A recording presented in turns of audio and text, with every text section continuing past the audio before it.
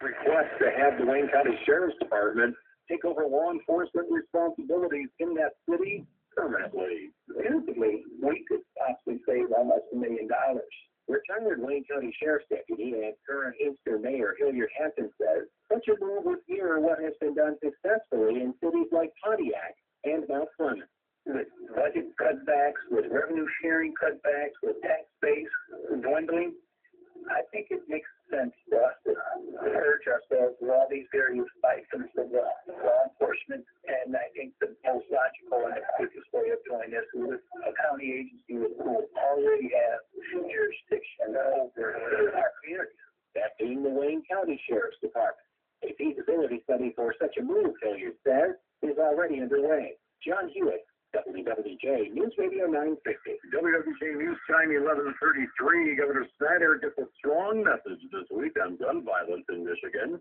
The story from our Lansing Bureau Chief, Tim Kubik. Earlier this week, the governor got 14,000 postcards from moms who are against gun violence, calling on him to urge the legislature to do background checks. He spoke before he had a chance to see the cards about gun violence. We've had a strong system in Michigan of gun laws. When people talk about particularly others, most likely it could be on the issue of school safety. And so there's more work we can do not with respect to guns, but in making sure we're having a school. Earlier, the governor vetoed legislation allowing concealed weapons in schools.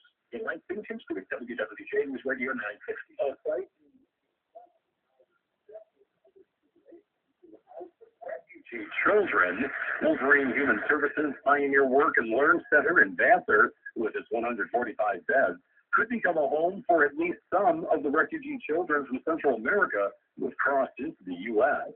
Discussions are reportedly underway, but no formal agreement has been reached. Federal authorities are trying to find places to house tens of thousands of children who have crossed the border from Mexico and flooded states like Texas and Arizona. Reports of police brutality in Israel involving an American citizen. CBS News correspondent Robert Berger reporting from Jerusalem. Amateur video shows undercover Israeli policemen beating a 15-year-old Palestinian American, Tarek Abu Qudair, during riots here in Jerusalem. The boy's mother, Suha, saw him in detention. He's really badly beaten. I just saw him stare shocked. I couldn't believe it. Police say the incident occurred when 6 masked demonstrators were being arrested, some of them carrying knives. Robert Berger, CBS News, Jerusalem. Francis says.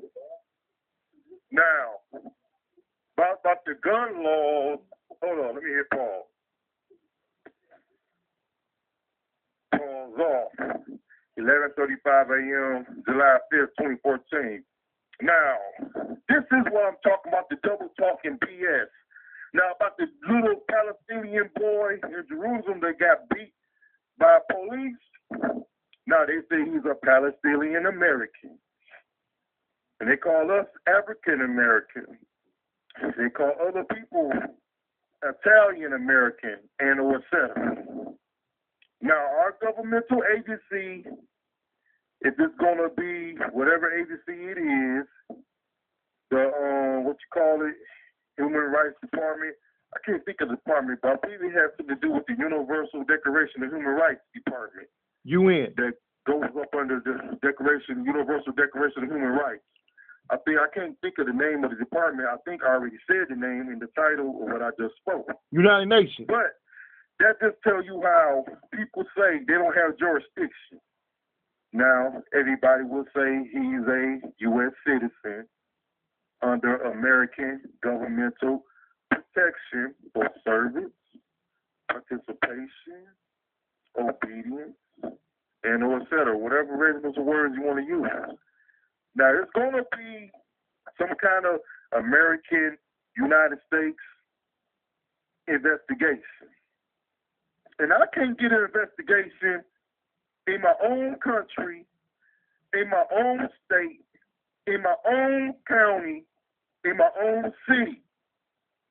Everyone says, oh, you need to join a community black club organization and or et cetera, if it applies. That's what governmental officials tell citizens, and we believe that hogwash. In the police convention, 2014 police convention that was at over there on McNichols and Livernois area, University of Mercy, Detroit, whatever how you put the words in the correct order, I don't know. Like I said, all this double talk. The citizens are so sleepwalking, so dysfunctionally programmed. We need to turn off these news stations. Let them go broke. Because they're misusing their abilities just like we have illegal operating citizens, governmental officials, nonprofit organizations.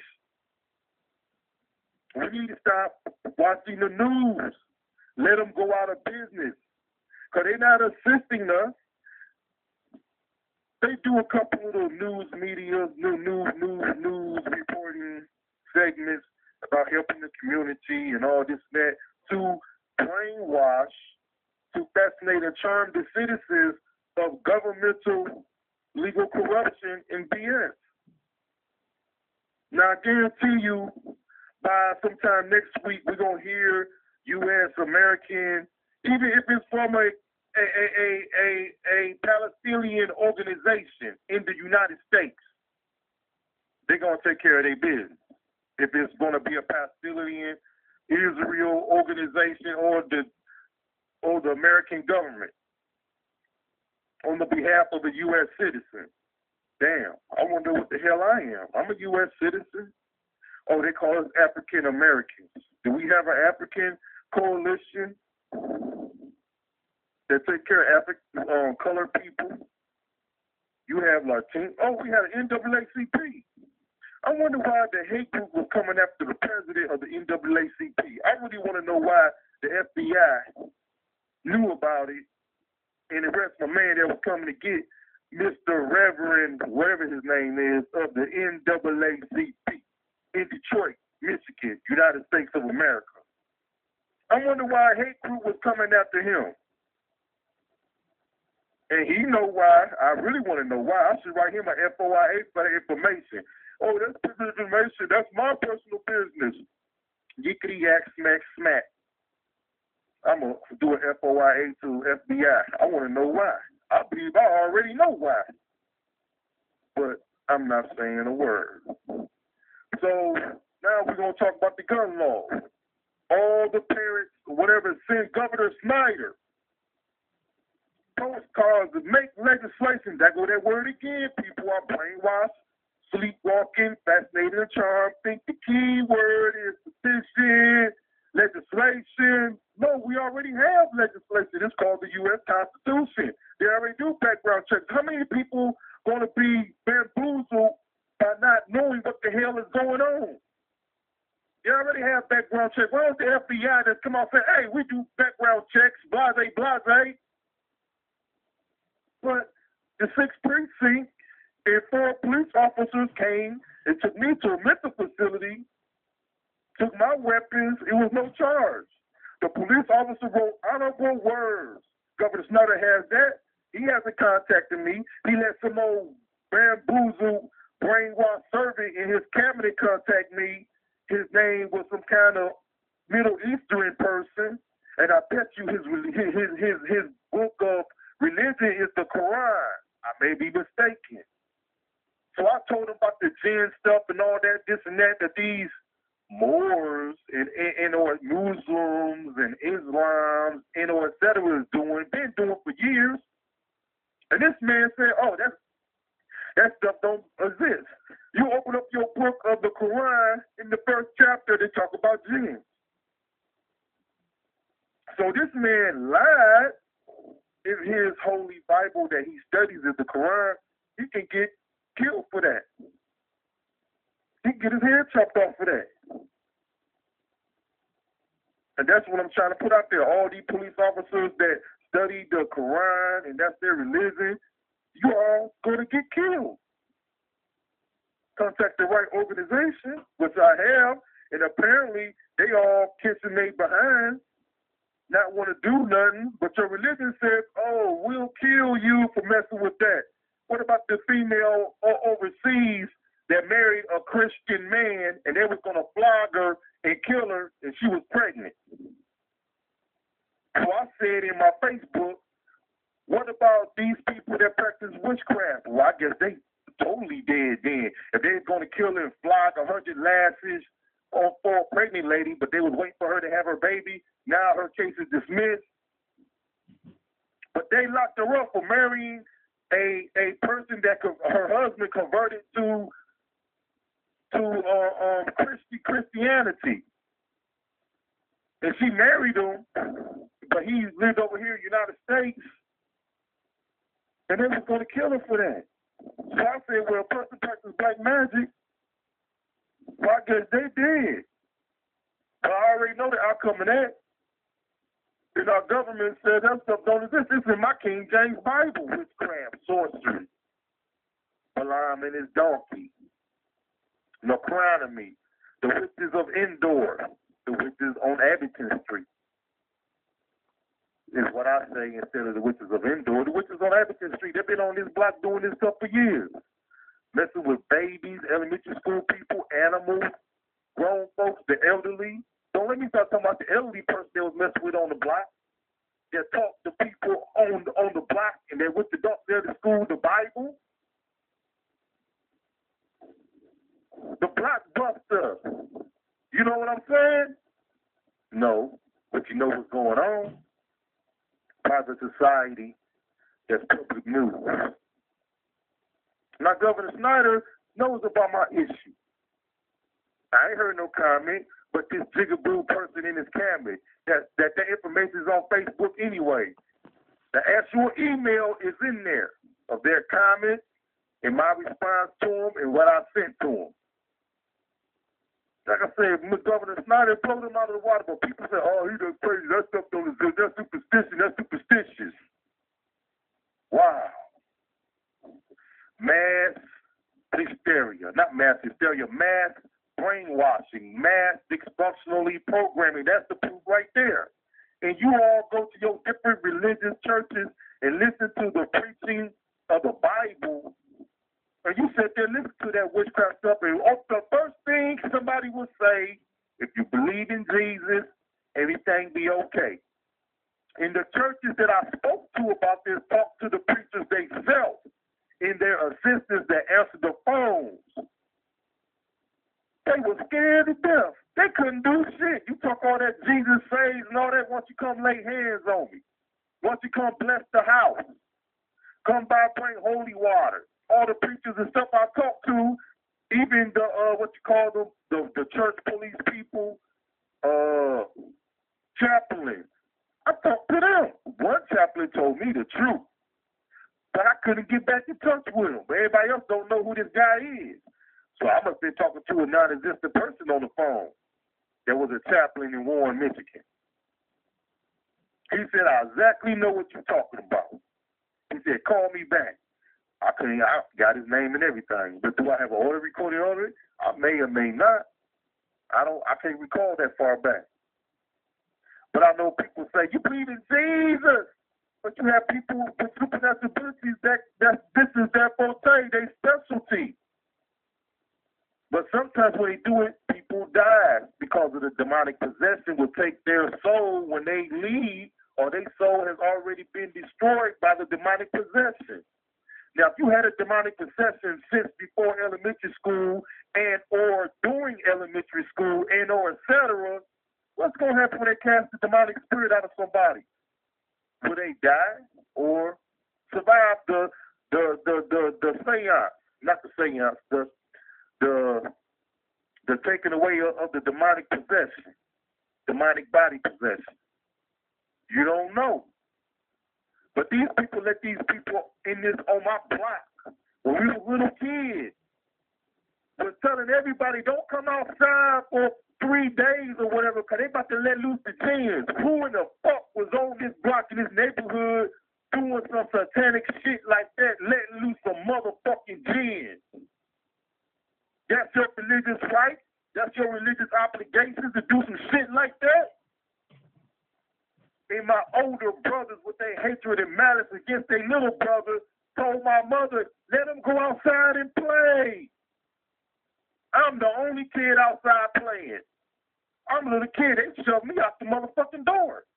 I just go outside and play. Then later on, the little boy across the street come outside and play with me. Everybody was on the phone to me, oh, who? They talking about Jesus. They was like, I don't believe in that. BB Design, who me, Sandy? Check out that audio recording. I don't even think they were living on the block back then. But the people around the block was, and they related with the people that live on our block that moved in after the fact, I believe. But the people around the block were doing that. They're supposed to be my protectors, my gin soldiers, and the violators of someone's privacy, real and personal property. And people say, what he just said was crazy. It was something said a long time ago when I was a little kid. Wasn't by my design, by somebody else. But something was going on. I'm telling y'all. If you don't understand, don't know, ask questions, or just completely do the Fifth Amendment. Don't speak of it at all. But I know what the hell I'm talking about. And I seen these people in governmental positions when I was at the conference at the University Detroit Mercy conference. These people work in government. I didn't never know that. I seen them, and they see me, didn't say a word. I didn't say a word. Everybody know me. I play dumb like a mug. Just sit there and look at you, look right through you like I'm looking through you. Maybe I am, literally. Now, what else was on this audio recording off this radio show? I got Governor Snyder. I said something about the gins. I said something about the little overseas dude. And that's about it. You know, all this double talk. Yeah, Mr. Wendell, Reverend Wendell of NAACP president. I wonder why the hate group was coming after him. And the FBI got him, locked the dude up before he came to get him. Because he was on the news media. They said they called him to stop bringing gun loads of shit to come get him. And the FBI locked him up. He locked up right now in jail on a hate crime. So my own black government officials doing a hate crime on me. My own Caucasian governmental tax service doing a hate crime on me. My own citizens, neighbors, lifelong neighbors on my block doing spiritual hate crimes and or et cetera on me and my family and any other person that they do it to. Because if you're just doing it to one person, that means extreme prejudice to one group of family. If that's so that they doing this satanic stuff to one group of family, that's extreme prejudice to the extreme without merit. You can say, here go this dude talking that ghost stuff. They have private public businesses that pay taxes to the state of Michigan, federal government, city taxes, not county taxes, to be practitioners of the supernatural art in whatever capacity their abilities are. Read cards, cast out demons, necronomy, tell the future, all that stuff. I met these people. I've been talking to these people on the phone since I've been a little kid in middle school. And like the lady told me in middle school, give me 3 figures and I'll do whatever you want. And she told me as a little kid in middle school, you got the money. I'm like, wow. Scratch my head, I got the money.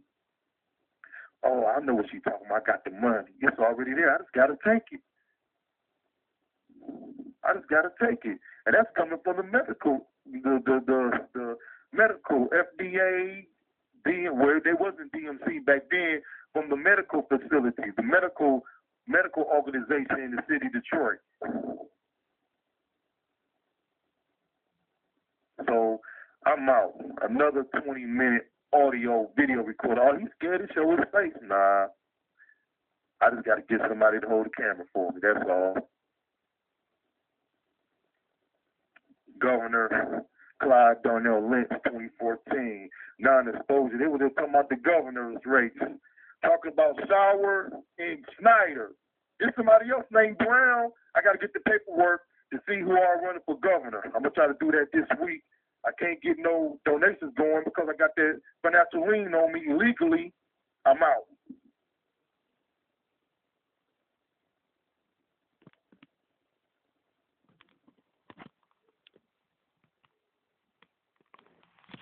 pause off. I got a couple little seconds. All I'm going to say, Art, Bart, Finkel, and Sorrento, them bitch niggas, associates, family members, and et cetera, live right down the street.